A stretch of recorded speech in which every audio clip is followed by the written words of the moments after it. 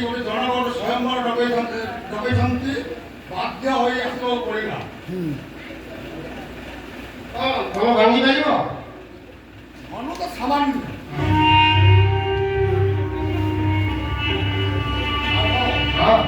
ଧନ ଧାନ୍ୟ ସ୍ୱର୍ଣ୍ଣ ରତ୍ନ କୌଣସି ପଦାର୍ଥରେ ପୁରୀର ଅଭାବ ନାହିଁ। ଆଉ କଣ ବିରକ୍ତ? ଆଉ କଣ କରିବି? ମନ ତ ଭାଙ୍ଗି ପାରିଲେ ଗାଁର କହିବା ସତ୍ୟ ଆସି ପାରି ନାହିଁ। ବାଧ୍ୟ ହୋଇ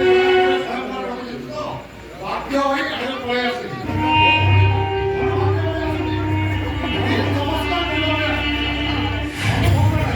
ମତେ ତମେ ଯେମିତି ବ୍ୟବହାର କର ମୁଁ ସେମିତି ବ୍ୟବହାର ପଳେଇ ଓ ଭାଇ ରାଜା ହିସାବରେ ଆସିଲି ପୁରୀରୁ କଣ କର ମତେ ପାଣି ଟିକେ ନା ଚାହା ଟିକେ ନା ଥଣ୍ଡା ଟିକେ କଣ କର ମତେ ତ ଘରୁ ଆଣିବି ମୁଁ ମୋ ବାଟରେ ଯାଉଛି। ନହେଲେ ଦେଇଥିଲେ ଭାଇ ଦେଇଦେଲ ଏଇଠି ବସୁନାହାନ୍ତି। ଆଉ ବସି କଣ ବ୍ୟବହାର ଅଛି କେତେଟା ପାଉ ପିଇବେ ଆଣିବି।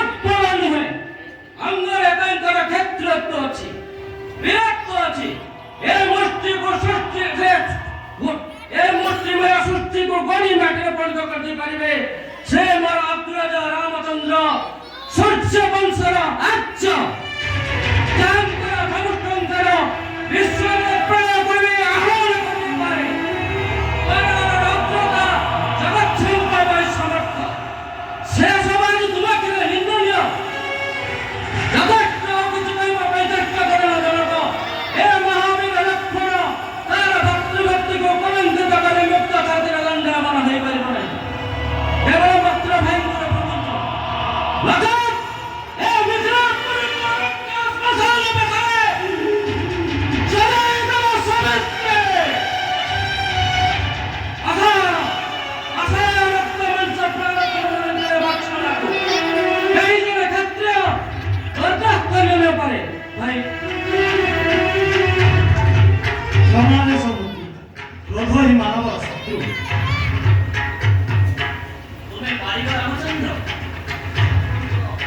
आपणकर बिंदु कटाक्ष थिले किंचित आशीर्वाद रे देवशक्ति को दमन कर दी पारे रामचंद्र से आज दुर्बल नुहे अंगर तार अछि शक्ति धमनी रे उष्मरक्तर बन्या खूब प्रबल भाव रे छुटिछि जागी उठिछि आवेग मन भीतर जे उठिछि उत्तेजना अन्य मानव अज्ञात होइथिले सुद्धा तारका बनरे देखिथिबे धनुर आस्फालन तेरे और विलंब कहीं देखाई दियो इस सभा मध्य तुम वीरत्वर प्रमाण प्रणाम नियंत मुनि नियंत चरण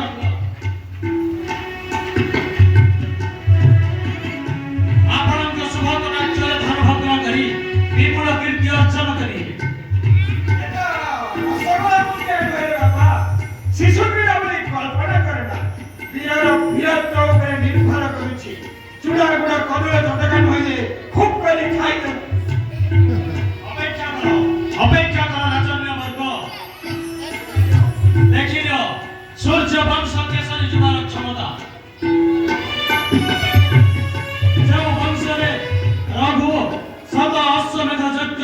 ରହିଛନ୍ତି।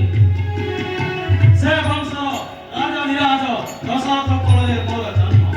ଦିଲ୍ଲୀ ପଥ ତୁଲ୍ୟ ମୁଁ ଆଜି ପ୍ରିୟା ରାଣୀ କୌଶଲ୍ୟା ଗର୍ଭରୁ ଜନ୍ମଗ୍ରହଣ ଦେଖାତି ରାଜେନ୍ଦ୍ର ରାଜା ଛାଡ଼ ମହଲରେ ସାଧୁଲ୍ୟ ଶିଶୁ ଧରି ସତ୍ତା ଛାତିରେ ଆଗେଇ ଚାଲନ୍ତୁ। ଏମାନେ ସବୁ ଗୋଟେ ଗୋଟେ ନିର୍ବୋଧ ଲଜ୍ଜା ସଂକୋଚ ପ୍ରତି ଜନ୍ମନେନ୍ଦ୍ର ଭୟ ନାହିଁ। ସେପରି ଗୋଟେ ନୀଳଚନ୍ଦ୍ର ପ୍ରହେଳିକାକୁ ଶ୍ରୁତିପାତ କରନ୍ତୁ ନାହିଁ ଭାଇ। ମୁଁ କିନ୍ତୁ ଉଦାର ପାପ ତାପ ରହିତ ନିର୍ମଳ ଆତ୍ମା ମୋର ଦେବତାଙ୍କର ପ୍ରତିଶୋଧ। କିନ୍ତୁ ଭାଇ ଏ ଧନୁଧାରଣ କଳା ବେଳେ ଶିରକୁ ନଇବେ ନାହିଁ। ସରଳ ଭିକ୍ଷା କରୁଛି ବୋଲି କହିପାରେ ସହ ନା ସୂର୍ଯ୍ୟ ବଂଶର କେଶରୀ ଯିବା ସେଟା କିଛି ଦୁର୍ବଳ ନୁହେଁ। ଏଇ ସେ ମଞ୍ଜୁଷା ଅପେକ୍ଷା କର ଦେଖିନିଅ ରାଜନ୍ୟ ବର୍ଗ।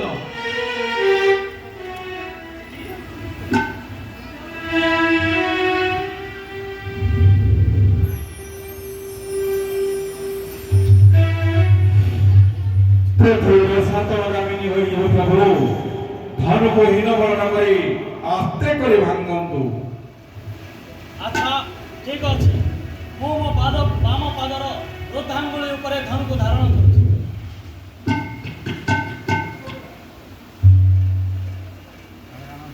ଜୟ ଗୁରୁ କୌଶିକାଙ୍କର।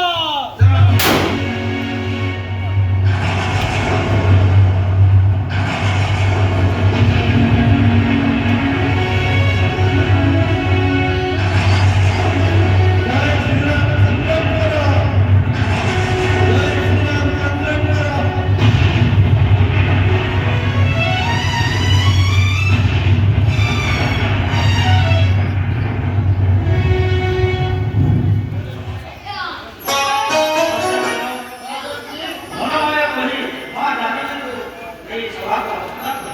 ଆଦେଶ।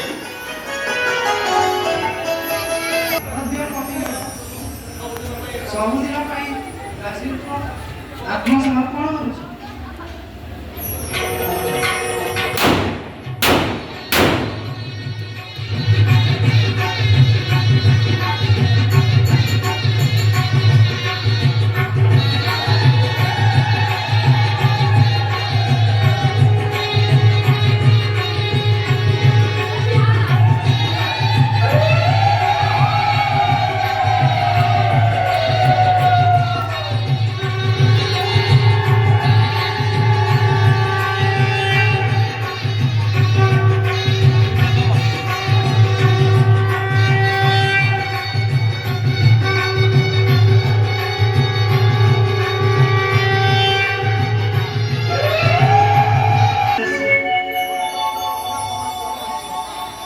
କେତେ ଦିନର ଆଶାର ମୋର ପୂରଣ ହୋଇଯାଇଛି ବାପା।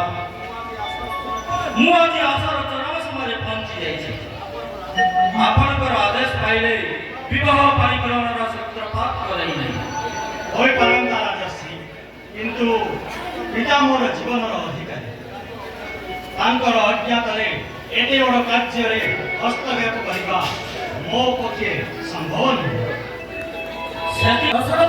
ଦଶରଥ ଭାଷାକୁ ପତ୍ର ଲେଖନ କର। ଆଦେଶ। ନିୟମ